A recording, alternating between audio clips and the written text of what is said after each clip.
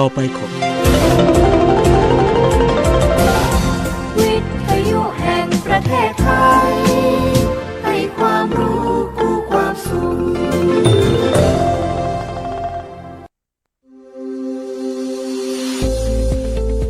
หลากหลายข้อมูลข่าวสารจากรัฐจัดเต็มข่าวเด่นในพื้นที่เมืองเหนือเวลาดี 4 โมงแรงในรายการอู้ข่าวเจ้าเหนือทางสถานีวิทยุแห่งประเทศไทยภาคเหนือตอนบน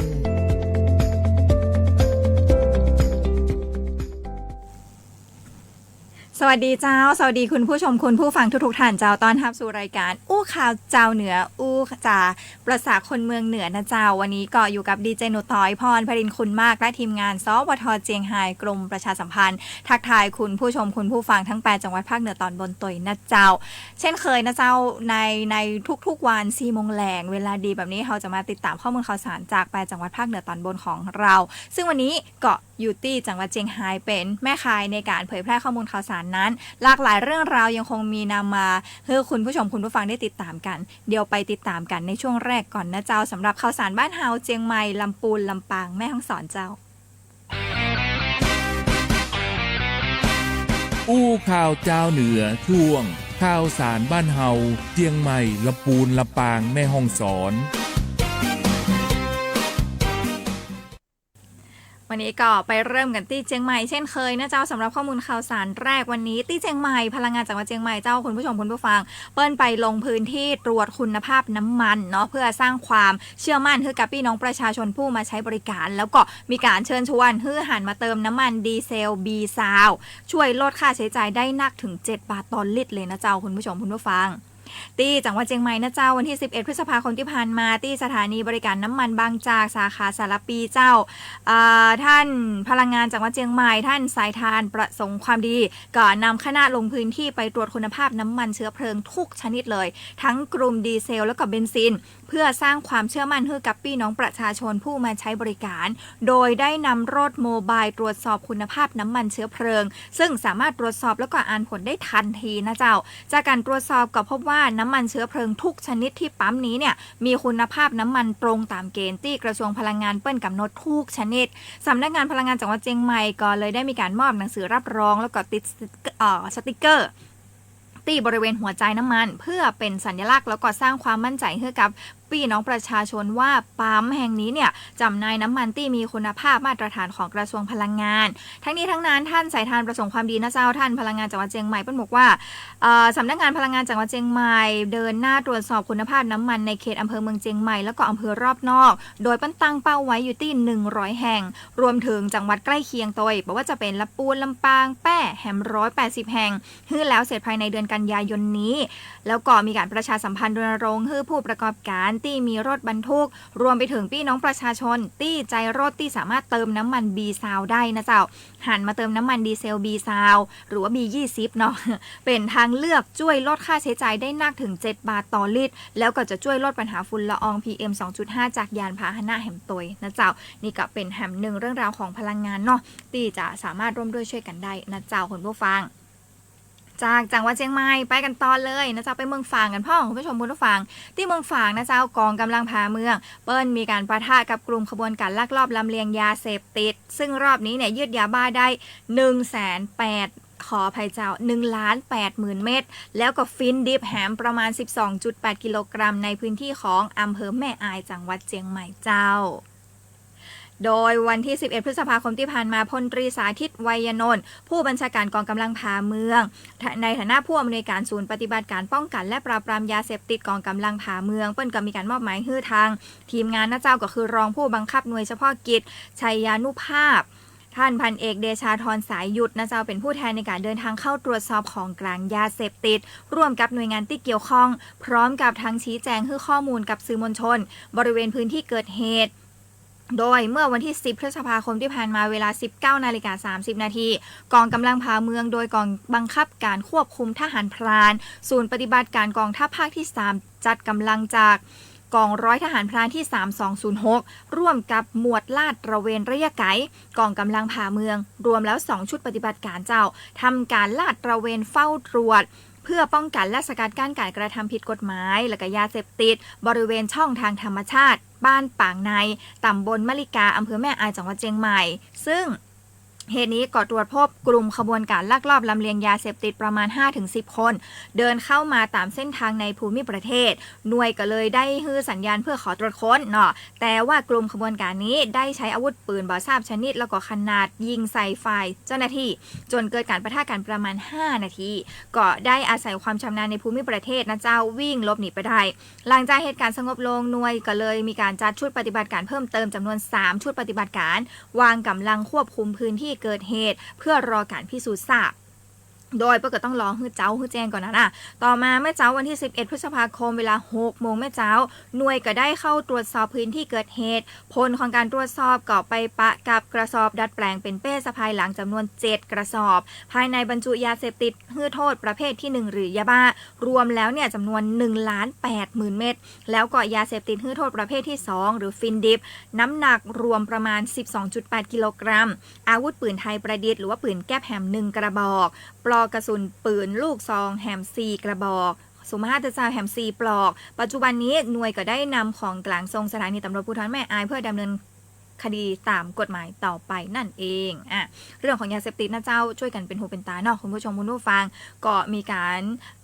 ด้วย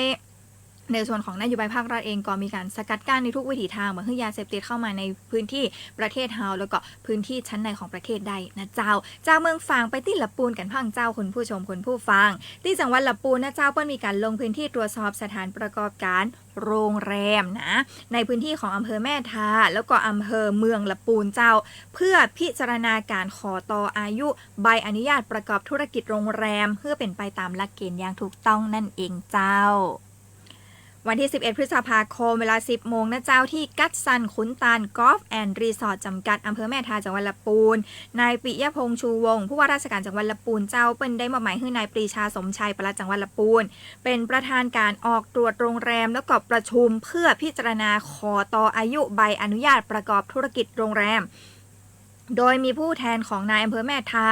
จากจังหวัดลำพูนที่ทำการปกครองจังหวัดลำพูนผู้แทนหน่วยงานจังหวัดลำพูนผู้บริหารองค์กรปกครองส่วนท้องถิ่นเจ้าหน้าที่และก็หน่วยงานที่เกี่ยวข้องเข้าร่วมในการประชุมครั้งนี้ตามที่จังหวัดลำพูนได้มีการแต่งตั้งคณะกรรมการกลั่นกรองการดำเนินการตามพระราชบัญญัติโรงแรมพุทธศักราช 2547 ตามคำสั่งจังหวัดลำพูนนะเจ้าโดยมีหน้าที่พิจารณาตรวจสอบกลั่นกรองการพิจารณาอนุญาตการประกอบธุรกิจโรงแรมแล้วก็เสนอความเห็นต่อนายทะเบียนโรงแรมเพื่อประกอบการพิจารณาออกใบอนุญาตประกอบธุรกิจโรงแรมในพื้นที่ของอำเภอแม่ทาส่งคำขอต่ออายุใบอนุญาตประกอบธุรกิจโรงแรมโดยบริษัทกัสซันขุนตาลกอล์ฟแอนด์รีสอร์ทจำกัดซึ่งประกอบธุรกิจโรงแรมชื่อกัสซันขุนตาลกอล์ฟแอนด์รีสอร์ทจำกัดมีจำนวนห้องพัก63 ห้องเป็นโรงแรมประเภท3ฮื้อจังหวัดลำพูนพิจารณาเนาะแล้วก็ในพื้นที่ของอำเภอเมืองลำพูนก็ได้มีการส่งคำขอต่ออายุใบอนุญาตประกอบธุรกิจโรงแรมโดยบ้านสวนสุรีรีสอร์ทนะเจ้ามีจำนวนห้องพัก12ห้องเป็นโรงแรมประเภทที่1ทั้งนี้ทั้งนั้นคณะกรรมการลงพื้นที่เปิ้ลก็มีการตรวจสอบฮื้อคำแนะนำเพื่อฮื้อการปฏิบัติตามพระราชบัญญัติโรงแรมพุทธศักราช 2547 เป็นไปด้วยความเรียบร้อยถูกต้องพร้อมกับการประชุมเพื่อดำเนินการพิจารณากลั่นกรองเป็นที่เรียบร้อยแล้วก็จะได้เสนอต่อนายทะเบียนเพื่อดำเนินการต่อใบอนุญาตต่อไปนั่นเองนะเจ้าไม่ใช่ว่าอยู่ๆจะเป็นโรงแรมก็เป็นเนาะเปิ้นต้องผ่านมาตรการต่างๆการตรวจสอบต่างๆตัวเนาะจ้าลำพูนนะเจ้าไปลำปางกันพังเจ้าคุณผู้ชมคุณผู้ฟังองค์การบริหารส่วนจังหวัดลำปางร่วมกับสหกรณ์เดินรถจังหวัดลำปางจำกัดนะเจ้าแล้วก็ผู้ประกอบการเดินรถเส้นทางอำเภอวังเหนือลำปางเจ้าหน่วยงานประจำจังหวัดลำปางแล้วก็สภาองค์กรของผู้บริโภคเปิ้ลมีการจัดพิธีลงนามบันทึกข้อตกลงความร่วมมือหรือว่า MOU โครงการช่วยเหลือประชาชนด้านค่าโดยสารรถสาธารณะภายในจังหวัดลำปางเพื่อบรรเทาผลกระทบจากวิกฤตราคาน้ำมันนั่นเองเจ้าวันที่11พฤษภาคมที่ผ่านมานะเจ้าที่อบจ.ลำปางเปิ้ลมีการจัดพิธีลงนามบันทึกข้อตกลงความร่วมมือหรือ MOU ในส่วนของโครงการช่วยเหลือประชาชนด้านค่าโดยสารรถสาธารณะภายในจังหวัดลำปางเพื่อบรรเทาผลกระทบวิกฤตราคาน้ำมันโดยร่วมกับสหกรณ์เดินรถจังหวัดลำปางจำกัดผู้ประกอบการเดินรถเส้นทางอำเภอวังเหนือลำปาง หน่วยงานประจำจังหวัดลำปางและก็สภาองค์กรของผู้บริโภคโครงการนี้นะเจ้ามีเป้าหมายเพื่อช่วยลดภาระค่าครองชีพการเดินทางของพี่น้องประชาชนผ่านมาตรการสนับสนุนค่าโดยสารในรูปแบบคนละครึ่งโดยอบจ.ลำปางจะช่วยออกค่าโดยสาร50%ตามอัตราที่กรมการขนส่งทางบกกำหนดขณะที่ประชาชนชำระเพียงอีก50%เท่านั้นกึ่งเนาะมาตรการนี้ครอบคลุมเส้นทางรถโดยสารสาธารณะภายในจังหวัดและก็ระหว่างอำเภอเริ่มดำเนินโครงการตั้งแต่เดือนพฤษภาคมถึงเดือนตุลาคม 2569 หรือจนกว่างบประมาณที่จัดสรรไว้จะสิ้นสุดนั่นเองนางสาวตวงรัตน์โลสุนทรเจ้าเปิ่นเผยบอกว่าอบจ.ลำปางได้เปิดให้พี่น้องประชาชนลงทะเบียนเข้าร่วมโครงการผ่าน LINE OA ของอบจ.ลำปางตั้งแต่วันที่11พฤษภาคมถึง30กันยายนนี้เพื่อรับสิทธิ์ส่วนลดค่าโดยสารตามเงื่อนไขโครงการนอกจากนี้แล้วเนี่ยสำหรับพี่น้องประชาชนที่บ่สะดวกลงทะเบียนผ่านระบบออนไลน์นะยังสามารถลงทะเบียนผ่านเอกสารกับผู้ให้บริการรถโดยสารสาธารณะที่เข้าร่วมโครงการได้เจ้าโดยมีรถโดยสารเข้าร่วมทั้งสิ้น230คันเพื่อให้พี่น้องประชาชนทุกกลุ่มสามารถเข้าถึงสิทธิ์ได้อย่างทั่วถึงแล้วก็เท่าเทียมนั่นเองทั้งนี้ทั้งนั้นอบจ.ลำปางเปิ้ลเตรียมจัดพิธี Kick Off นะเจ้าปล่อยขบวนรถโดยสารสาธารณะจำนวน230คันในวันที่19พฤษภาคมนี้ที่อบจ.ลำปางแล้วก็พี่น้องประชาชนสามารถเริ่มใช้สิทธิ์คนละครึ่งค่ารถนะได้ตั้งแต่วันที่เปิ้ลมีการคิกออฟเนาะพร้อมทั้งขอความร่วมมือสื่อมวลชนทุกแขนงร่วมประชาสัมพันธ์ข้อมูลการลงทะเบียนแล้วก็สิทธิประโยชน์ของโครงการเนาะเพื่อที่ว่าจะได้ให้พี่น้องชาวลำปางเข้าถึงมาตรการนี้นะเจ้าอย่าลืมเนาะพี่น้องต่างลำปางนะเจ้าคนละครึ่งค่ารถนะเจ้าโดยอบจ.ลำปางจากลำปางไปแม่ฮ่องสอนกันต่อคุณผู้ชมคุณผู้ฟังที่แม่ฮ่องสอนเปิ้ลมีการเดินหน้าจัดระเบียบวินมอเตอร์ไซค์ยุคดิจิทัลยกระดับบริการผ่านแอปพลิเคชันให้ถูกกฎหมายปลอดภัยแล้วก็เป็นธรรมต่อพี่น้องประชาชนนั่นเองเจ้าวันนี้นะเจ้าที่ห้องประชุมพดุงม่วยตอศาลากลางจังหวัดแม่ฮ่องสอนเจ้านายอุดมศักดิ์ขาวหนูนารองผู้ว่าราชการจังหวัดแม่ฮ่องสอนเป็นประธานการประชุมคณะกรรมการประจำจังหวัดแม่ฮ่องสอนครั้งที่1/2569ร่วมกับหัวหน้าส่วนราชการแล้วก็หน่วยงานที่เกี่ยวข้องเพื่อหารือแนวทางจัดระเบียบการให้บริการรถจักรยานยนต์สาธารณะผ่านระบบอิเล็กทรอนิกส์ให้สอดคล้องสอดรับกับรูปแบบการเดินทางของประชาชนในยุคดิจิทัลนี้เองโดยที่ประชุมนะเจ้าเปิ้ลได้รับทราบประกาศกรมการขนส่งทางบกเรื่องกำหนดรูปแบบเสื้อกั๊กเครื่องหมายแล้วก็การจัดทำประวัติผู้ขับรถจักรยานยนต์สาธารณะผ่านแอปพลิเคชันตามหลักเกณฑ์พุทธศักราช 2565 เพื่อใช้เป็นแนวทางกำกับดูแลผู้ให้บริการให้มีมาตรฐานสร้างความมั่นใจด้านการความปลอดภัยทางถนนเนาะแล้วก็อำนวยความสะดวกให้กับพี่น้องประชาชนผู้มาใช้บริการตัวนั่นเองนอกจากนี้แล้วเนี่ยยังมีการพิจารณาปรับปรุงคำสั่งแต่งตั้งคณะกรรมการประจำจังหวัดแม่ฮ่องสอนรวมไปถึงการแต่งตั้งผู้ช่วยเลขานุการคณะกรรมการเพื่อเพิ่มประสิทธิภาพการขับเคลื่อนงานให้ทันต่อสถานการณ์ปัจจุบันนี้อีกหนึ่งประเด็นสำคัญก็คือการปรับปรุงฐานข้อมูลรถจักรยานยนต์สาธารณะของจังหวัดแม่ฮ่องสอนเพื่อมีความถูกต้องแล้วก็เป็นปัจจุบันเปิดโอกาสให้ผู้ขับขี่รายใหม่แล้วก็รายเดิมเนี่ยเข้าสู่ระบบอย่างถูกต้องตามกฎหมายพร้อมเร่งรัดการชำระภาษีรถจักรยานยนต์สาธารณะที่ค้างชำระเกิน3ปีเพื่อยกระดับมาตรฐานการให้บริการแล้วก็ป้องกันการนำรถจักรยานยนต์รับจ้างที่บ่ได้รับอนุญาตมาใช้บริการมือพี่น้องประชาชนใช้บริการนั่นเองนะเจ้าจากแม่ฮ่องสอนไปแม่เสรียงคุณผู้ชมคุณผู้ฟังศาลจังหวัดแม่เสรียงนะเจ้าเปิ้ลจัดกิจกรรม Justice Just Talk สื่อสารตามประษาแม่เสรียงเชื่อมโยงกฎหมายสู่ชุมชนชาวแม่เสรียงเข้าร่วมอย่างคับคั่งเลยทีเดียวเจ้าวันนี้นะเจ้าเมื่อ 9 โมงเมื่อเจ้าศาลจังหวัดแม่เสรียงเปิ้ลได้มีการจัดโครงการศาลยุติธรรมเพื่อประชาชนภายใต้กิจกรรม Justice Just Talk สื่อสารตามประษาแม่เสรียงซึ่งจัดขึ้นที่ร้านมิตรไมตรีอำเภอแม่เสรียงโดยบรรยากาศภายในงานก็คึกคักนะเจ้ามีพี่น้องประชาชนในพื้นที่และก็ผู้ที่สนใจเข้าร่วมรับฟังการเสวนาการจัดงานในครั้งนี้อย่างคึกคักเลยนายธงชัยศรีหาเวชผู้พิพากษาหัวหน้าคณะชั้นต้นในศาลจังหวัดเชียงคำช่วยทำงานชั่วคราวในตำแหน่งผู้พิพากษาหัวหน้าศาลจังหวัดแม่เสรียงได้เป็นประธานในพิธีเปิดกิจกรรมนี้ซึ่งท่านบอกว่ากิจกรรมนี้เนี่ยมีวัตถุประสงค์หลักเพื่อสร้างความรับรู้แล้วก็เสริมสร้างความเข้าใจในเรื่องของกฎหมายเนาะ กระบวนการทางศาลและก็ความยุติธรรมทางหลักนิติธรรมเพื่อเข้าถึงประชาชนอย่างทั่วถึงและก็เหมาะสมกับบริบทของพื้นที่นั่นเองในงานมีทั้งการเสวนาในหัวข้อวิถีชีวิตกับสิทธิของพี่น้องชาติพันธุ์มีคลินิกปรึกษากฎหมายให้บริการคำปรึกษาทางกฎหมายฟรีกับผู้เข้าร่วมงานเพื่อช่วยลดช่องว่างและก็สร้างความเป็นธรรมในสังคมกิจกรรมนันทนาการและก็ของที่ระลึกนะเจ้านอกเหนือจากความรู้แล้วเนี่ยผู้เข้าร่วมงานยังได้ร่วมส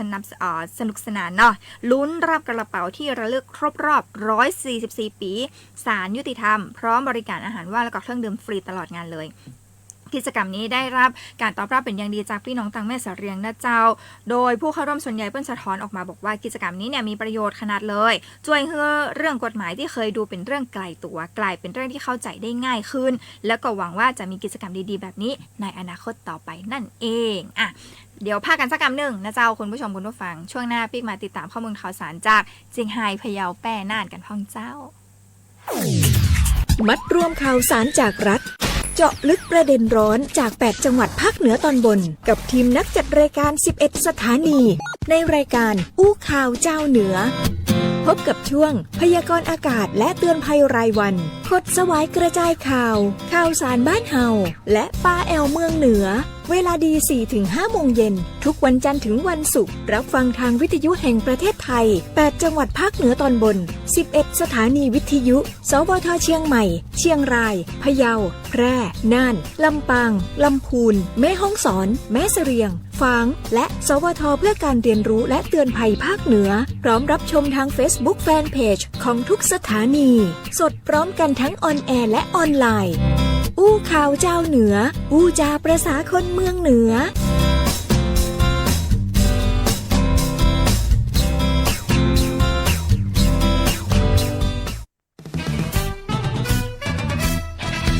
อู้ข่าวเจ้าเหนือช่วงข่าวสารบ้านเฮาเจียงไฮ้พะเยาแป่น่านปิกมาข่าวสารบ้านเฮาเจียงไฮ้พะเยาแป้น่านนะเจ้าทักทายคุณผู้ชมจากFacebook ไลฟ์ตอยสวัสดีดีเจน้องอั้นนะเจ้าจากสวทละปูนเนาะคุณปรินกฤษนะเจ้าจากเป็นผู้ฟังทั้งอู้ข่าวเจ้าเหนือแล้วก็สี่แยกข่าวนั่นเองนะคุณหัวไซนะเจ้าแล้วก็สวทเมืองแป้ตอยนะเจ้าทักทายทุกท่านขอบพระคุณทุกๆกำลังใจนะเจ้าไปติดตามกันต่อกับข้อมูลข่าวสารจากเจียงไฮ้พะเยาแป้น่านเริ่มที่เจียงไฮ้ตะกี้เนี่ยมีในเรื่องของยาเสพติดที่ฝากแล้วเนาะเจียงไฮ้ก็มีเหมือนกันคุณผู้ชมคุณผู้ฟังซึ่งที่เจียงไฮ้เองนะเจ้าเปิ้ลมีการทลายเครือข่ายยานรกนะยึดยาบ้ากว่า 2.3 ล้านเม็ดนะเจ้ามีไอซ์แฮม2 กิโลกรัมรวบผู้ต้องหาได้ทั้งหมด5 รายกวาดล้างเด็กแว้นรถเถื่อนชายแดนอันนี้รวบยอดเลยทีเดียวเจ้าคุณผู้ชมคุณผู้ฟัง12 พฤษภาคมวันนี้นะเจ้าเมื่อบ่ายที่ผ่านมาเนาะพลตำรวจตรีมานพเสนากูลผู้บังคับการตำรวจภูธรจังหวัดเจียงไฮ้พร้อมกับหน่วยงานความมั่นคงมีการร่วมกันแถลงผลกวาดล้างอาชญากรรมครั้งใหญ่จับกุมเครือข่ายยาเสพติด2 คดีรวมผู้ต้องหา5 รายพร้อมของกลางยาบ้ากว่า 2,320,000 เม็ดแล้วก็ยาไอซ์สุมาตราเจ้าไอซ์แฮม2.05 กิโลกรัมคดีแรกนะเจ้าตำรวจสพปะแดดเนาะสกัดจับรถยนต์รับจ้างที่ใช้ลำเลียงยาเสพติดจากแนวชายแดนพบยาบ้าซุกซ่อนในรถกว่า 2.2 ล้านเม็ดจับกุมคนขับวัย49 ปีซึ่งก็รับสารภาพได้รับจ้างขนยาไปส่งภาคกลางแฮม1 คดีชุดสืบสวนตำรวจภูธรเจียงไฮ้ร่วมกับตำรวจสพแม่สวยและก็สพแม่แจ้โฮมลำปางติดตามรถต้องสงสัย2 กันก่อนจับกุมผู้ต้องหาเพิ่มแฮม4 รายยึดยาบ้า 120,000 เม็ดแล้วก็ไอซ์แฮม 2.05 กิโลกรัมพร้อมกับขยายผลเส้นทางการเงินและก็ผู้ร่วมขบวนการนอกจากนี้แล้วเนี่ยเจ้าหน้าที่ยังระดมกวาดล้างปัญหาสังคมตรวจยึดรถจักรยานยนต์ดัดแปลง335 การต่อไอเสียผิดกฎหมายแฮม760 ชิ้นแล้วก็อาวุธปืนแฮม50 กระบอกพร้อมตรวจยึดรถยนต์ต้องสงสัยลักลอบส่งออกนอกประเทศตามแนวชายแดนได้แฮม11 กันตำรวจภูธรจังหวัดเชียงรายย้ำนะเจ้าจะเดินหน้าปราบปรามยาเสพติดเด็กแว้นรถเถื่อนและก็อาชญากรรมชายแดนอย่างเข้มข้นต่อเนื่องเพื่อสร้างความปลอดภัยให้กับพี่น้องประชาชนนั่นเองเจ้าจาก เชียงไฮ้ไปพะเยากันพ่องสำนักงานจัดหางานจังหวัดพะเยานะเจ้าติวเข้มนายจ้างเรื่องกฎหมายแรงงานต่างดาวนั่นเองเจ้าวันนี้ที่ห้องประชุมพุทธตาลโรงแรมพะเยาเกตอำเภอเมืองจังหวัดพะเยานายภูธนชมภูมิ่งรองผู้ว่าราชการจังหวัดพะเยาเจ้าเป็นประธานเปิดโครงการให้ความรู้ด้านกฎหมายและก็การบริหารจัดการแรงงานต่างดาวให้กับนายจ้างสถานประกอบการภาคีเครือข่ายเนาะเพื่อสร้างความตระหนักรู้เกี่ยวกับพระราชกำหนดการบริหารจัดการการทำงานของคนต่างด้าวปีพ.ศ. 2560 เนื่องจากว่าปัจจุบันนี้เนี่ยภาคธุรกิจในจังหวัดพะเยายังคงประสบปัญหาขาดแคลนแรงงานโดยเฉพาะในงานก่อสร้างและเกษตรกรรมนายจ้างก็เลยจำเป็นต้องพึ่งพาแรงงานต่างดาวเพื่อขับเคลื่อนเศรษฐกิจแล้วก็การจัดอบรมนี้ก็เลยเน้นให้ผู้ประกอบการกว่า200คนเจ้าปฏิบัติตามขั้นตอนของกฎหมายได้อย่างถูกต้องแล้วก็มีประสิทธิภาพนั่นเองซึ่งทางด้านการทำงานจังหวัดพะเยานางดวงราชพงศ์กีรติยุทธเปิ้ลบอกว่าปัจจุบันนี้จังหวัดพะเยามีแรงงานต่างด้าวที่ได้รับอนุญาตจำนวนถูกต้องเนี่ยรวม 2,774 คนส่วนใหญ่เป็นสัญชาติเมียนมาลาวและกัมพูชาซึ่งทำงานในกลุ่มเกษตรต่อเนื่องแล้วก็ก่อสร้างเป็นหลักนะเจ้าในส่วนของ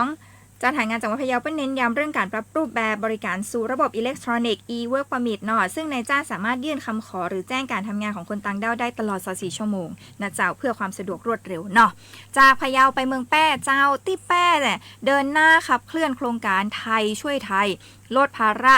ค่าครองชีพผ่านเครือข่ายรถพุ่มพวงนำสินค้าราคาประหยัดส่งตรงถึงมือพี่น้องประชาชนนั่นเองเจ้าที่ห้องประชุมจดหมายเหตุชั้น2ศาลากลางจังหวัดแป้นายสมชัยเลิศประสิทธิพันธ์ผู้ว่าราชการจังหวัดแป้นะเจ้าพร้อมด้วยนายชัยสิทธิ์ชัยสำฤทธิ์ผลรองผู้ว่าราชการจังหวัดแป้เจ้าได้มีการประชุมคณะกรรมการพิจารณาคัดเลือกผู้เข้าร่วมโครงการไทยช่วยไทยลดภาระลดค่าครองชีพผ่านเครือข่ายรถพุ่มพวงในพื้นที่จังหวัดแป้เพื่อขับเคลื่อนนโยบายรัฐบาลในการช่วยเหลือประชาชนด้านค่าครองชีพแล้วก็ส่งเสริมผู้ค้ารายย่อยให้สามารถกระจายสินค้าราคาประหยัดสู่ชุมชนแล้วก็พื้นที่ห่างไกลได้อย่างทั่วถึงโดยจังหวัดแป้เองเนี่ยมีผู้ลงทะเบียนสมัครผ่านระบบออนไลน์ระหว่างวันที่1ถึง7พฤษภาคมที่ผ่านมาจำนวนทั้งสิ้น95รายเจ้าซึ่งผู้สมัครจะต้องไปแสดงตนต่อนายอำเภอปลัดอำเภอหรือกำนันผู้ใหญ่บ้านในพื้นที่ที่จะจำหน่ายสินค้าพร้อมแสดงเอกสารประกอบแล้วก็ยานพาหนะที่ใช้ประกอบอาชีพด้วยนะโดยมีผู้ผ่านการรับรองคุณสมบัติครบถ้วนจำนวน77รายแล้วก็บ่ผ่าน18รายขณะที่จังหวัดแป้ได้รับการจัดสรรโควต้าผู้เข้าร่วมโครงการจำนวน40รายพร้อมกับให้คณะกรรมการการกรองแล้วก็จัดลำดับผู้มีสิทธิ์เข้าร่วมโครงการเพื่อความโปร่งใสและก็เป็นธรรมก่อนจะประกาศรายชื่อผู้ผ่านการคัดเลือกแล้วก็บัญชีสำรองตัวนะเจ้าภายในวันนี้กะ12พฤษภาคมนะเจ้าไปติดตามกันได้เนาะจากเมืองแป้ไปเมืองน่านกันพ่องเจ้าคุณผู้ชมคุณผู้ฟังอบจ.น่านร่วมกับองค์กรปกครองส่วนท้องถิ่นแห่ง99แห่งเดินหน้าจัดการขยะอันตรายจังหวัดน่านปี2569รวบรวมของเสียอันตรายกว่า14ตันนะเจ้าส่งกำจัดเพื่อถูกหลักวิชาการตีจังหวัดน่านนะเจ้าวันนี้ตีสหกรณ์การเกษตรเพื่อการตลาดลูกค้าทกส.น่านจำกัดซึ่งอยู่ข้างสำนักงานกกต.น่านเนาะนายนพรัตน์ ถาวงศ์นายกองค์การบริหารส่วนจังหวัดน่านนะเจ้าพร้อมด้วยนายเอกรัตน์สอนศักดาท้องถิ่นจังหวัดน่านลงพื้นที่ติดตามการดำเนินงานแล้วก็ให้กำลังใจเจ้าหน้าที่ผู้ปฏิบัติงานรวบรวมขยะอันตรายตามโครงการบริหารจัดการขยะอันตรายปีงบประมาณ2569ซึ่งดำเนินการโดยกองสาธารณสุของค์การบริหารส่วนจังหวัดน่านโดยองค์การบริหารส่วนจังหวัดน่านเพิ่งได้ดำเนินโครงการจัดการของเสียอันตรายจังหวัดน่านเนี่ยเพื่อบริหารจัดการของเสียอันตรายในพื้นที่จังหวัดน่านได้นำไปกำจัดอย่างถูกต้องตามหลักวิชาการลดปัญหาผลกระทบต่อสิ่งแวดล้อมและก็สุขภาพของพี่น้องประชาชนพร้อมสนับสนุนนโยบายการจัดการขยะมูลฝอยและก็ของเสียอันตรายอย่างเป็นระบบโดยมีการรวบรวมของเสียอันตรายประเภทหลอดไฟถ่านไฟฉายกระป๋องสเปรย์แล้วก็ขยะอิเล็กทรอนิกส์เนี่ยรวมแล้วปริมาณกว่า14ตันเลยทีเดียวนะเจ้าทั้งนี้ทั้งนั้นอบจ.น่านได้ว่าจ้างบริษัทผู้เชี่ยวชาญในการขนส่งแล้วก็กำจัดของเสียอันตรายเพื่อนำไปกำจัดยังศูนย์กำจัดขยะอันตรายตีได้มาตรฐานแล้วก็ถูกหลักสุขาภิบาลเพื่อให้เป็นไปตามหลักวิชาการแล้วก็ลดผลกระทบต่อสิ่งแวดล้อมอย่างยั่งยืนโครงการนี้นะเจ้าอย่าเป็นการสร้างการมีส่วนร่วมของพี่น้องประชาชนแล้วก็องค์กรปกครองส่วนท้องถิ่นในพื้นที่จังหวัดน่านโดยองค์กรปกครองส่วนท้องถิ่นจำนวน99แห่งได้ร่วมกันรวบรวมขยะอันตรายจากครัวเรือนหมู่บ้านและก็ชุมชนก่อนที่จะนำไปส่งที่อบจ.น่านดำเนินการกำจัดอย่างถูก ต้องตามหลักวิชาการดำเนินการโครงการจัดการของเสียอันตรายจังหวัดน่านปี 2569 นี้ก็ถือเป็นแห่งหนึ่งแนวทางสำคัญเนาะในการลดปัญหามลพิษแล้วก็ลดผลกระทบต่อสุขภาพของพี่น้องประชาชนตลอดจนช่วยยกระดับการจัดการสิ่งแวดล้อมของจังหวัดน่านให้เกิดความปลอดภัยแล้วก็ยั่งยืนต่อไปนั่นเองการทิ้งขยะนะเจ้านอกเหนือจากเขาจะแยกขยะเปียกขยะแห้งเนาะขยะรีไซเคิลต่างๆขยะอันตรายเป็นแห่งหนึ่งชนิดขยะนะเจ้าคุณผู้ชมคุณผู้ฟังที่เขาจะต้องร่วมด้วยช่วยกันแยกขยะชนิดนี้ออกก่อนบดีไปทิ้งขยะรวมกันนะขยะอันตรายก็ยังมูทานไฟฉายมูขยะอิเล็กทรอนิกส์ต่างๆนะเจ้านี่ก็ถือว่าเป็นแห่งหนึ่งโครงการจากอบจ.น่านเนาะที่เปิ้ลได้รวบรวมมาเพื่อที่จะช่วยกันบริหารจัดการขยะให้ถูกต้องถูกวิธีนะเจ้าวันนี้อู้ข่าวเจ้าเหนือโดยทีมงานสวท.เจียงไฮ้ต้องขอบพระคุณทุกๆการติดตามรับชมและรับฟังนะเจ้าจากทุกๆช่องทางเดี๋ยวรายการต่อไปจะได้ขอทุกท่านได้ติดตามรายการพิเศษนะเจ้าใต้ร่มพระบารมีพระพันปีหลวงเจ้าซึ่งจะออกอากาศทุกวันจันทร์ถึงวันศุกร์ 16:30 น.ถึง 17:00 น.ทางสถานีวิทยุกระจายเสียงแห่งประเทศไทยทั่วประเทศซึ่งวันนี้จะได้ไปติดตามจากสวท.สกลนครสำหรับรายการอู้ข่าวเจ้าเหนือวันนี้ทีมงานสวท.เจียงไฮ้ต้องลาไปแล้วสวัสดีเจ้า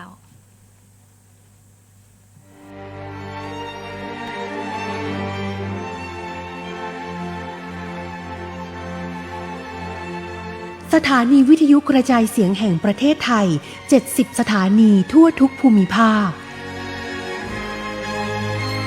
เสนอรายการใต้ร่มพระบารมีพระพันปีหลวง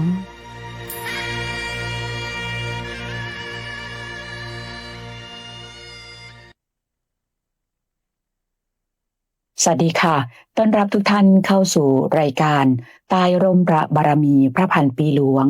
สำหรับรายการนี้ค่ะเพื่อน้อมรำลึกถึงพระมหากรุณาธิคุณของสมเด็จพระนางเจ้าสิริกิติ์พระบรมราชินีนาถพระบรมราชชนนีพันปีหลวงรวมถึงโครงการพระราชดำริต่างๆที่ยังคงสร้างคุณประโยชน์แก่ประชาชนทั่วประเทศตราบจนทุกวันนี้ดิฉันอุไรลักษณ์จุลนีค่ะและดิฉันจิราพรชินทง้อจากสถานีวิทยุกระจายเสียงแห่งประเทศไทยจังหวัดสกลนครเป็นผู้ดำเนินรายการค่ะซึ่งรายการนี้นะคะออกอากาศทุกวันจันทร์ถึงวันศุกร์เวลา 16:30 น.ถึง 17:00 น.ทางสถานีวิทยุกระจายเสียงแห่งประเทศไทยทั่วประเทศค่ะในช่วงแรกของรายการในวันนี้ค่ะจะพาคุณผู้ฟังไปติดตามเรื่องราวสมเด็จพระนางเจ้าสิริกิติ์พระบรมราชินีนาถพระบรมราชชนนีพันปีหลวงเสด็จพระราชดำเนินเยือนจังหวัดสกลนครค่ะนับแต่ประถมยาตราเมื่อวันที่11 พฤศจิกายนพุทธศักราช 2498ที่ทรงพระเมตตาและรอยพระบาทยาตรายังจารึกอยู่ในหัวใจพระสกลนิกรชาวจังหวัดสกลนครที่ยังเล่าขานสืบต่อรุ่นสู่รุ่นพระองค์ทรงมุ่งเน้นการเยี่ยมเยียนและแก้ไขปัญหาความเดือดร้อนของราษฎรทางด้านอาชีพความเป็นอยู่และการอนุรักษ์วัฒนธรรมท้องถิ่นอำเภอกุดบากจังหวัดสกลนครเป็นอีกหนึ่งพื้นที่สำคัญที่พระองค์เสด็จพระราชดำเนินมาปฏิบัติพระราชกรณียกิจหลายครั้งขอพาทุกท่านเข้าสู่ช่วงภาพเก่าเล่าเรื่องค่ะช่วงภาพเก่าเล่าเรื่อง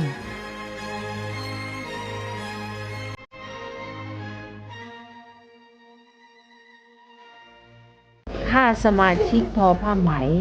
นี่ก็หลายนะไม่จนแล้ว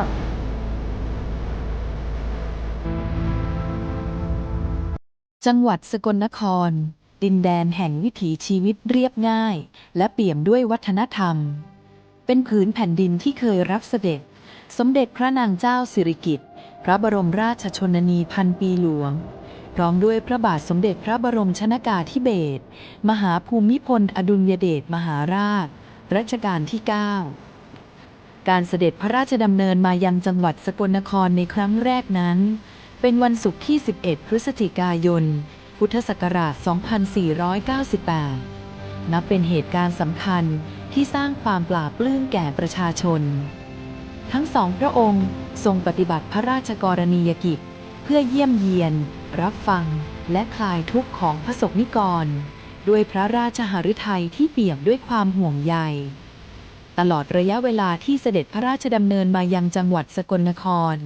พระองค์ทรงให้ความสำคัญกับความเป็นอยู่ของประชาชนทั้งด้านอาชีพความเป็นอยู่และการอนุรักษ์วัฒนธรรมท้องถิ่นพระราชกรณียกิจทุกย่างก้าวล้วนสร้างความอบอุ่นใจแก่ผู้คนในผืนแผ่นดินสกลนครอำเภอกุดบากเป็นอีกหนึ่งพื้นที่ที่สมเด็จพระนางเจ้าสิริกิติ์พระบรมราชินีนาถพระบรมราชชนนีพันปีหลวงทรงเสด็จพระราชดำเนินพร้อมในหลวงรัชกาลที่ 9 มาหลายครั้งไม่ว่าจะเป็นการเสด็จทอดพระเนตรฝายทดน้ำบ้านโพลงามและโดยเฉพาะการเสด็จสนทนาธรรมกับหลวงปู่แสวงสุมังคโลเจ้าอาวาสวัดโพธิสมพรในขณะนั้นและทรงปลูกต้นจันหอมต้นมะม่วงต้นชมพู่ไว้เป็นที่ระลึกรวมถึงทรงหาแนวทางในการแก้ไขปัญหาความเดือดร้อนของประชาชนในอำเภอกุดบากมีกระแสรับสั่งถามหลวงพ่อว่าบ้านไหนยากจนหลวงพ่อก็ทูลพระองค์ว่าบ้านเชิงดอยบ้านข้อน้อยท่านมีกระแสรับสั่งว่าจะเข้าไปดู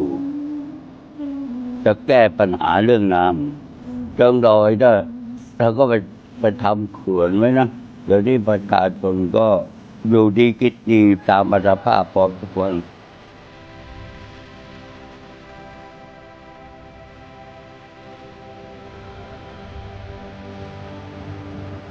การเสด็จพระราชดำเนินของสมเด็จพระนางเจ้าสิริกิติ์พระบรมราชินีนาถพระบรมราชชนนีพันปีหลวงพร้อมด้วยพระบาทสมเด็จพระบรมชนกาธิเบศรมหาภูมิพลอดุลยเดชมหาราชรัชกาลที่ 9 คือหลักฐานแห่งพระเมตตาและความห่วงใยที่ทรงมีต่อพระสกนิกรทุกหมู่เหล่าทุกย่างพระบาทที่เสด็จมาถึงผืนแผ่นดินสกลนครโดยเฉพาะอำเภอกุดบากมิได้เป็นเพียงการเสด็จมาเยือนแต่คือการเสด็จมาเพื่อรับฟังเข้าใจและแบ่งเบาความทุกข์ยากของประชาชนด้วยพระราชหฤทัยอันเปี่ยมด้วยความรักแม้การเวลาจะผ่านไปและแม้วันนี้พระองค์จะเสด็จสวรรคตแต่ความทรงจำในวันรับเสด็จรอยยิ้มน้ำตาและความปลาบปลื้มของชาวกุดบากยังคงชัดเจนอยู่ในหัวใจของผู้คนพระเมตตาและพระมหากรุณาธิคุณจะยังคงสถิตอยู่ในผืนแผ่นดินแห่งนี้และในดวงใจของชาวอำเภอกุดบากตราบนานเท่านาน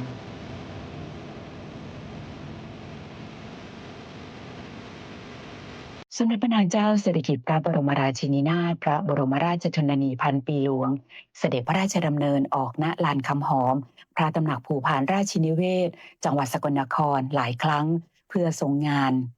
เกี่ยวกับการส่งเสริมผ้าไหมไทยและรับขวัญชาวอีสานโดยเฉพาะในช่วงปีพุทธศักราช 2540 ถึง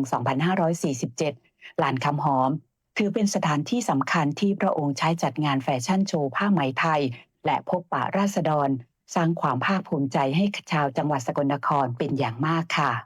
ในการเสด็จพระราชดำเนินทุกครั้งค่ะทางจังหวัดก็จะเตรียมการแสดงเพื่อถวายต่อหน้าพระที่นั่งและทุกครั้งก็จะเชิญอาจารย์ไพจิตรโคตรวิชัยครูเกษียณอายุราชการอดีตอาจารย์สอนนาฏศิลป์โรงเรียนสกลราชวิทยานุกูลผู้ประดิษฐ์ท่ารำจังหวะเซิงกระติบข้าวมาเป็นครูฝึกสอนการแสดงในช่วงนี้ขอเชิญทุกท่านติดตามในช่วงตามรอยพระเมตตาค่ะ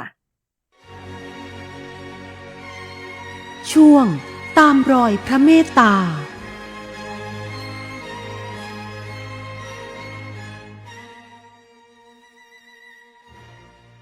บายสีเอ้ยบายสีมงคลบายสีมงคล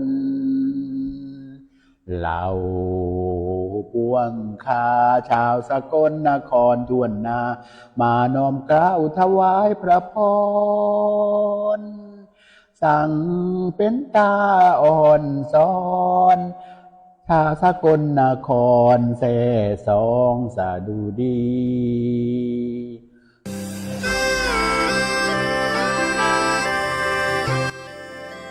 สวัสดีครับ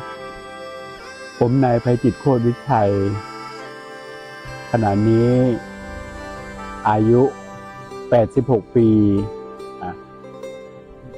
เกิดเมื่อวันที่ 24 พฤศจิกายน 2481 เกษียณอายุมาแล้วประมาณ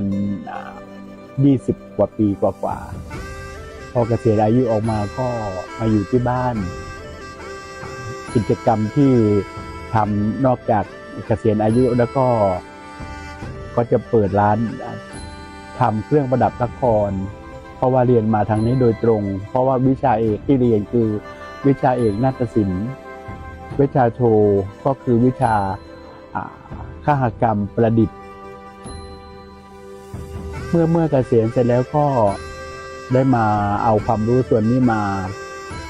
ทำประโยชน์ให้กับสังคมตอนที่เราอยู่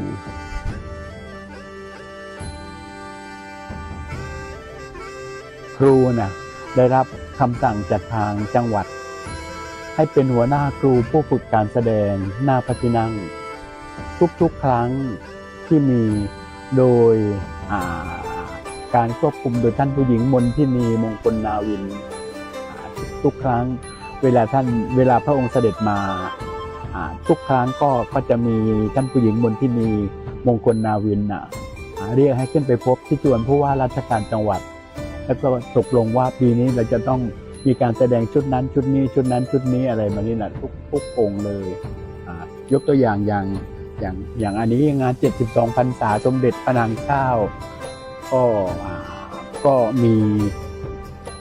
ทุกพระองค์ที่เสด็จมาแล้วก็ครูก็ทำใบสี9 ชั้นเป็นใบตองสดเป็น9 ชั้นซึ่งอยู่เบื้องหลังของพระองค์ท่านแล้วก็ครูก็แต่งตัวเป็นพราหมณ์รำใบสีก็ใช้รำใบสีเป็นเพลงขึ้นบ้านเช่นกระติบข้าวก็มันเป็นการแสดงพื้นเมืองของชาวจังหวัดสกลนครคนภาคอีสานของเรานิยมทานข้าวเหนียวเป็นหลักก็เลยมาคิดไอเดียว่าเราจะทำยังไงก็เลยประดิษฐ์ท่ารำขึ้นมาเพราะว่ามันมีประวัติว่าคนสกลนครไปอยู่กรุงเทพนานเสร็จแล้วก็มาเยี่ยมบ้านพอกลับมาเยี่ยมบ้านก็ไปเดินตามท้องไร่ท้องนาก็กลัวเท้าจะเปื้อนโคลนก็เดินเขย่งครูก็เลยมาคิดว่าเอาท่าที่1เอาท่าเป็นท่าที่1เป็นท่าเดินโดยการเขย่งท่าบีบต่อจากนั้นก็ท่าที่2เนื่องจากว่าคนสกลนครทานข้าวเหนียวก็เป็นท่าปั้นข้าวเหนียวจะตึงตะตึงตะตึงตะจะตึงตะตึงตะตึงตะ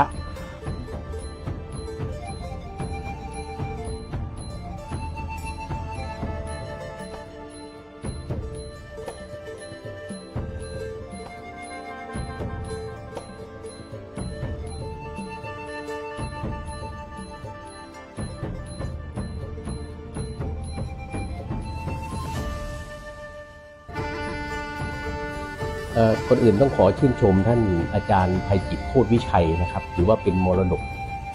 ภูมิปัญญาทางวัฒนธรรมเกี่ยวกับการส่งเสริมและก็สืบสานจารีตขนบธรรมเนียมประเพณีและวัฒนธรรมโดยเฉพาะยิ่งการขับเคลื่อน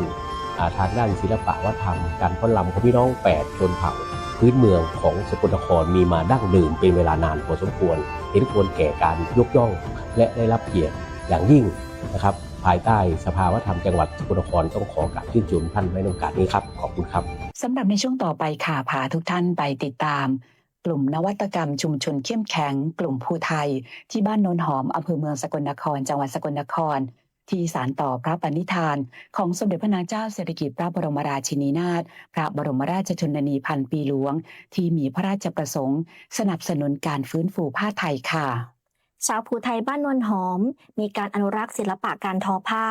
มีการขึ้นลายแบบภูไทยล้วนสืบต่อภูมิปัญญาผ้าสบายลายขิดเป็นภูมิปัญญาที่ควรศึกษาเรียนรู้และมีการส่งต่อความรู้และความงดงามในวิถีเหล่านี้ให้กับลูกหลานภูไทยในชุมชนให้อย่างรากเหง้าความเป็นภูไทย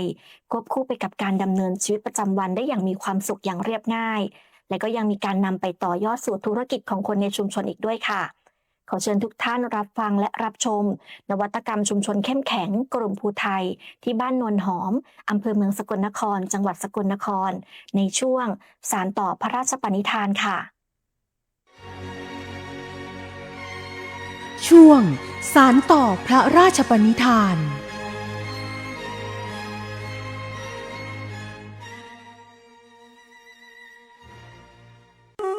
ในนามลูกของลูกสาวยายบุญเลิศคันเสแก้วขอฝากข้ามถึง1,000 กิโลชาวบ้านนุ่นหอมนุ่งคิดหอที่ถึงอยู่เด้อ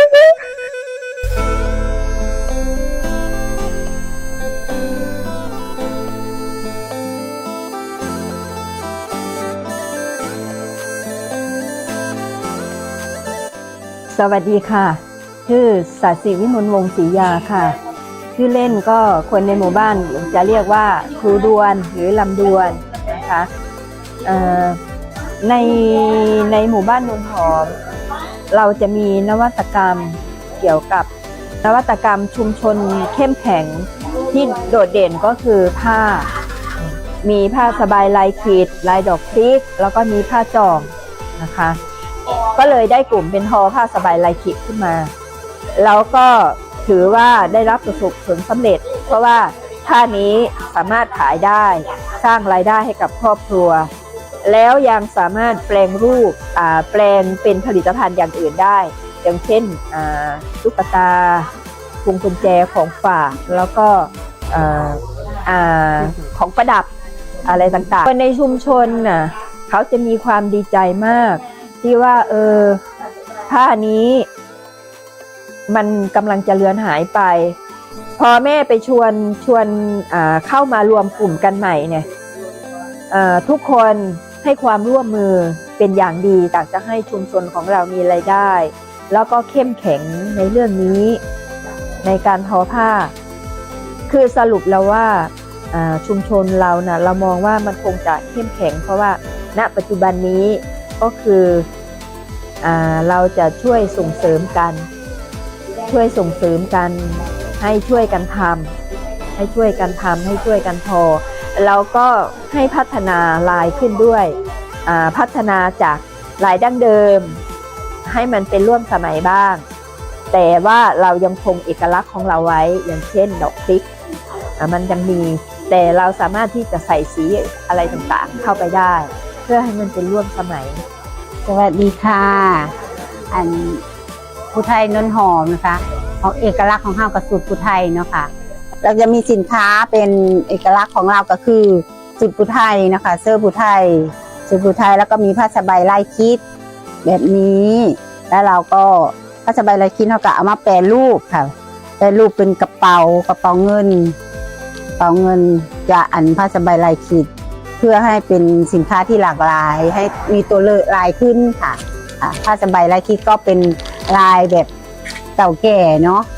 ลายดั้งเดิมเราเลยนะคะได้ของแท้ภูไทยแท้เพิ่นเพราะว่าต้องมานวลหอมค่ะตั้งแต่มีขายออนไลน์มานี่ก็ลูกค้าเขาก็ออกไปแต่ก่อนจะขายได้เฉพาะในพื้นที่เนาะค่ะภายในจังหวัดตอนนี้ก็ขายได้จากทั่วไปลูกค้าต่างจังหวัดก็สั่งเข้ามาเยอะผลตอบรับดีมากค่ะขายดีทานลูกค้าแล้วก็กว้างออกไปอีกชุมชนเราจะให้ความร่วมมือหลายค่ะเป็นฝ่ายผลิตให้เราจะเป็นฝ่ายตลาดออกหาลูกค้าค่ะในชุมชนเราก็จะรุ่นแม่รุ่นยายเนี่ยคืออาจจะมีวัยรุ่นที่ทำแบบพวกผู้พวกเล็บนี่ค่ะเปิดเป็นอุปกรณ์เกี่ยวกับฟ้อนเกี่ยวกับชุดภูไทยเฮาก็จะมีกลุ่มผลิตเฮาส่งเฮาจะเป็นคนไปขายขายตามบูธหรือขายตามออนไลน์ค่ะ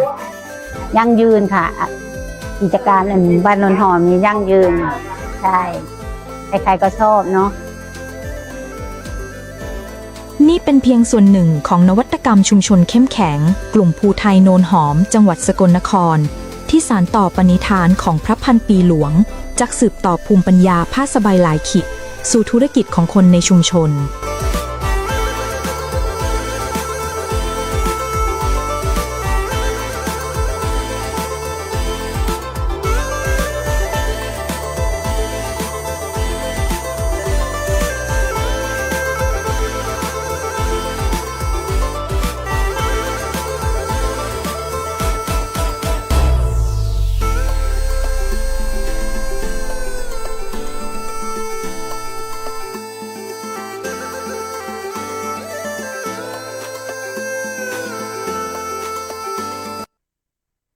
ช่วงท้ายนี้นะคะ ขอพาทุกท่านมารับชมรับฟัง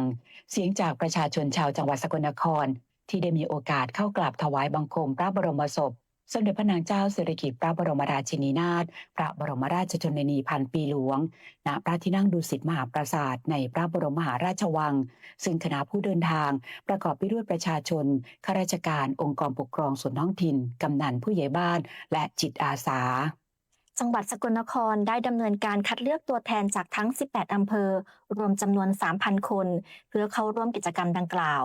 โดยจัดการเดินทางออกเป็น 4 รุ่นได้แก่รุ่นที่ 1 วันที่ 1 ธันวาคม 2568 รุ่นที่ 2 วันที่ 20 ธันวาคม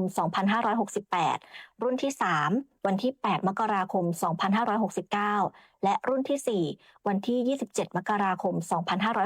2569 โดยได้จัดยานพาหนะอำนวยความสะดวกตลอดการเดินทางเรามาฟังเสียงจากตัวแทนของชาวสกลนครไปพร้อมๆกันค่ะ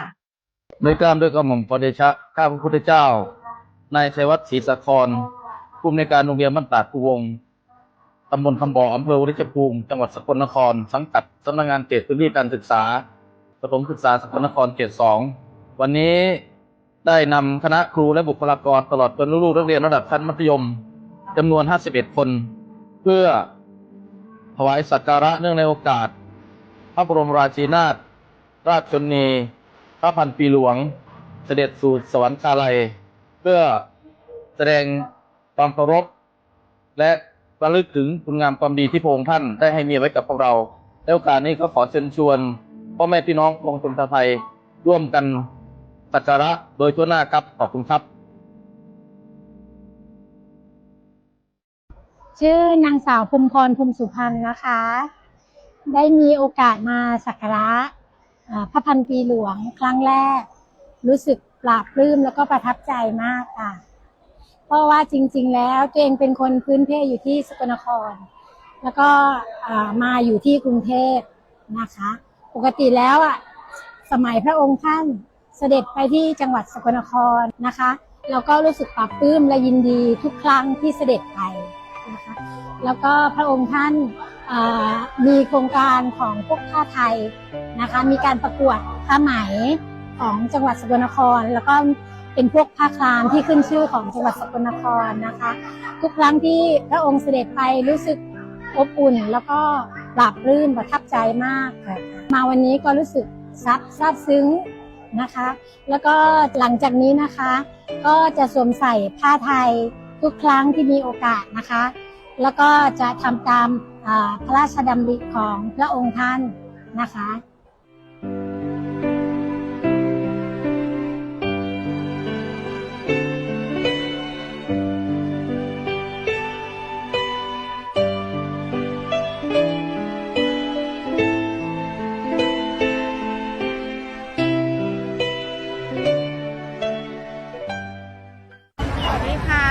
นางสาวมะลิแก้วสิริมาจากบ้านโนนหอมอำเภอเมืองสกลนครจังหวัดสกลนครค่ะมามื้อนี้ได้มาเข้ากราบถวายพระบรมศพพระพันปีหลวงโดยสำนึกในพระมหากรุณาธิคุณเมื่อปีพ.ศ. 2540ตอนนั้นท่านอายุได้26 ปีได้เข้าล่ำถวายอยู่หน้าพระที่นั่ง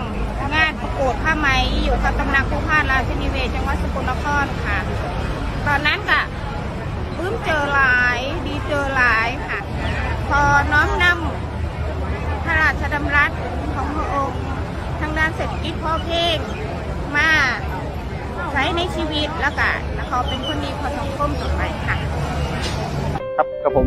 นายวีรชาติการกำจัดครับนักวิชาการขนส่งชำนาญการพิเศษครับปฏิบัติหน้าที่รักษาราชการแทนขนส่งจังหวัดสกลนครนะครับวันนี้ก็ในส่วนของความรับผิดชอบของสำนักงานขนส่งจังหวัดสกลนครนะครับที่จะต้องตรวจความพร้อมของคนและก็ของรถนะครับก่อนที่จะให้เดินทางพาประชาชนนะครับในเขตพื้นที่จังหวัดสกลนครนั้นไปเคารพพระบรมศพนะครับที่กรุงเทพมหานครนะครับซึ่งการตรวจความพร้อมของรถนะครับเราก็จะมีการตรวจความพร้อมเรื่องของอุปกรณ์ความปลอดภัยที่เป็นหลักนะครับแล้วก็อุปกรณ์ส่วนควบที่จะต้องมีความมั่นคงแข็งแรงนะครับไม่ว่าจะเป็นสภาพของยางนะครับสภาพของประตูฉุกเฉินนะครับ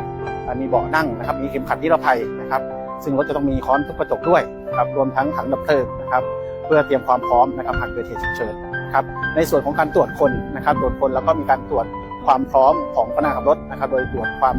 เหนื่อยล้าความอ่อนเพลียนะครับตรวจสอบว่าเขามีความอ่อนเพลียไหมนะครับเสร็จแล้วก็ตรวจเรื่องของการที่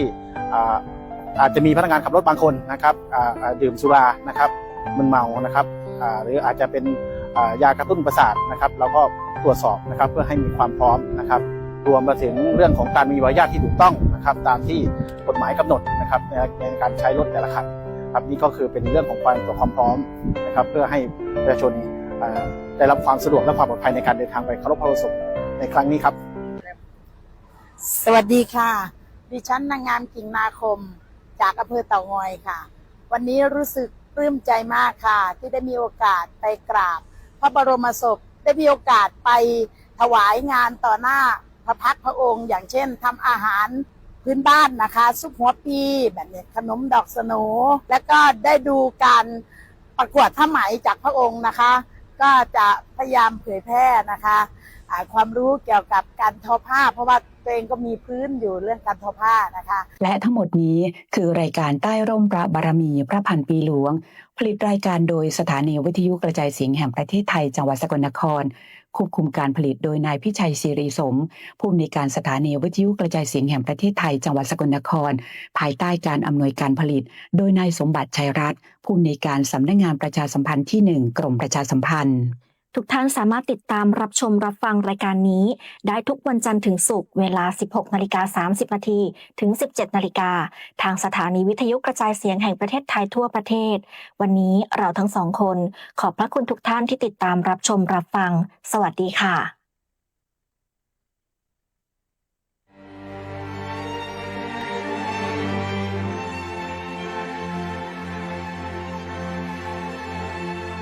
สถานีวิทยุกระจายเสียงแห่งประเทศไทย 70 สถานีทั่วทุกภูมิภาค เสนอรายการใต้ร่มพระบารมีพระพันปีหลวง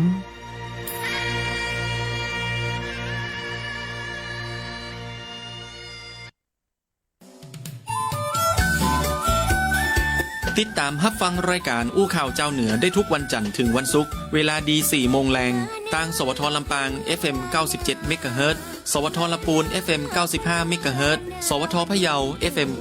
95.25 เมกะเฮิรตซ์สวทแป้ FM 91 เมกะเฮิรตซ์สวทน่าน FM